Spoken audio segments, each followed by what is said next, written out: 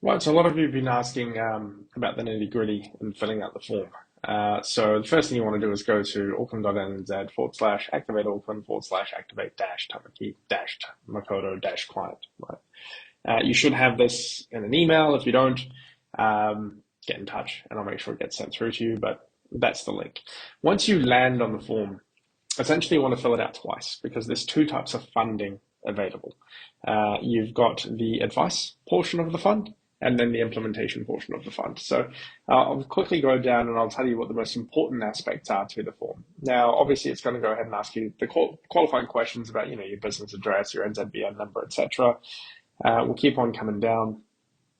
It is going to ask you for your GST number. So in order to apply, you must be GST registered and you must primarily operate out of Auckland within the borders. So if we scroll down, so this is the first qualm or the first bit that you want to go ahead and make sure you get right is what area of support would you like to apply for? So the first time you fill out the form, you want to select business advice. The second time you fill out the form, you are going to have to fill out this form twice if you want to apply for both.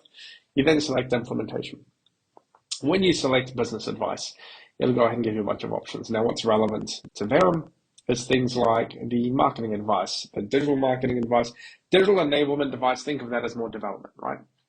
If you need help with how to build a website or the best path forward or putting a strategy in place for that. So click on digital marketing, digital enablement or marketing, whatever applies. In this case, for example, we can click on digital marketing. And then the next question that naturally comes up is, do you have a specific professional in mind? You select yes. When it asks you for the name of that professional, you want to put in Verum Digital Limited, right? And then you go ahead and say no to a conflict of interest, unless, you're my sibling, and go ahead and fill out the rest of the form. Typically, the answers to these questions would be no. And that's it. You submit, you fill out the form, and then you do it all over again for the second portion. So come back here, and you want to go ahead and select implementation grant.